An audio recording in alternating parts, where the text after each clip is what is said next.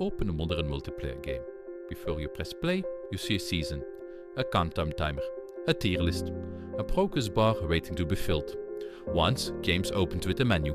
Now they open with a roadmap, and that roadmap quietly reshaped how games are designed. Not just how they are sold, how they are built.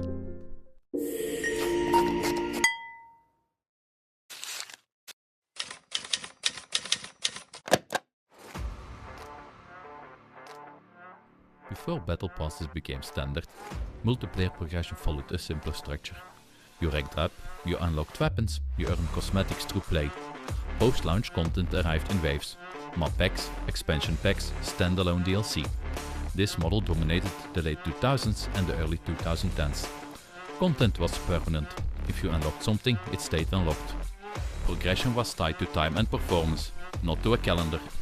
But during the mid-2010s, publishers began experimenting with something different.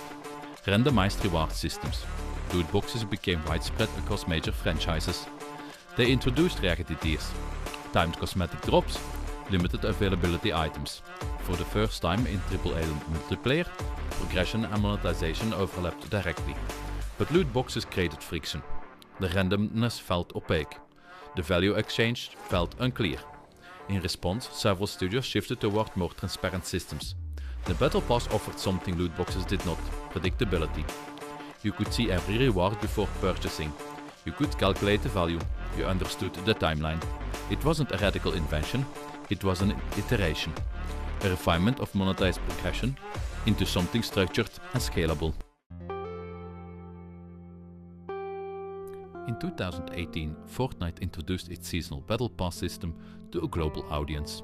The structure was straightforward: a fixed entry price, a tiered reward ladder, a limited time season.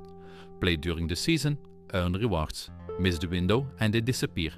The concept combined ideas that already existed: cosmetics, progression systems, limited time events, but it organized them into a cohesive framework.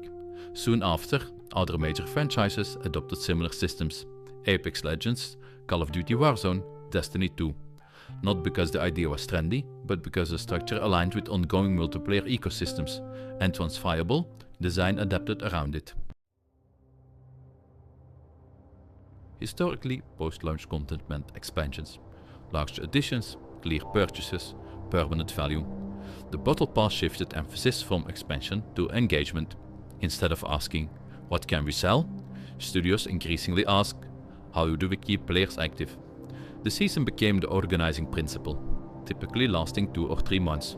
Each season introduced new cosmetic rewards, limited time challenges, occasional gameplay updates. Development cadence changed. Instead of fewer large drops, teams built structured engagement layers. Daily challenges, weekly objectives, seasonal milestones. The goal wasn't just content, it was structured return.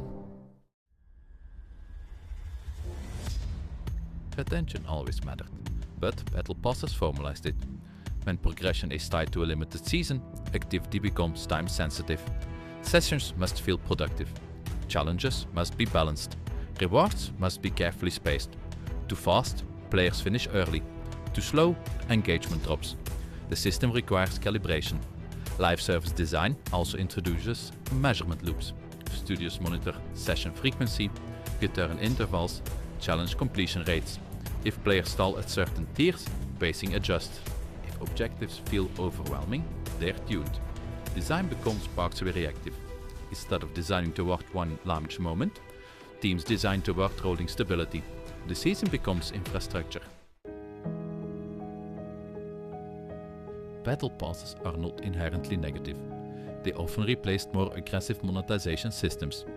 They reduced reliance on randomized loot boxes, but development resources are finite. When seasonal content becomes mandatory, priorities shift. Cosmetic pipelines expand. Event scheduling becomes continuous. Live service structures reshape staffing. Ongoing cosmetic output requires dedicated art teams. Live events require operational support. Community feedback cycles shorten. This doesn't eliminate traditional development, but it redistributes focus. Campaign content launches and concludes. Seasons repeat. That structural difference matters, not morally, but operationally. Today, battle passes are standard across much of the AAA multiplayer space. They provide predictable funding, sustain live teams, offer consistent goals, and redefine completion. You don't finish the game, you progress through the season. When one ends, another begins. For some players, this creates continuity.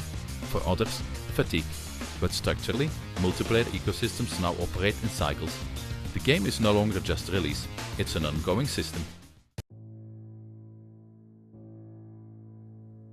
It begins with the progress bar, and rarely ends there.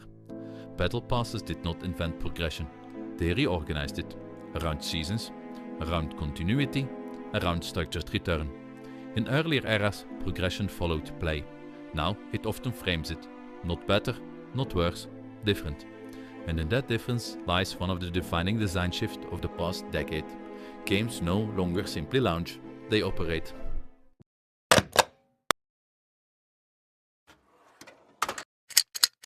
New case files release every Monday, Wednesday and Friday.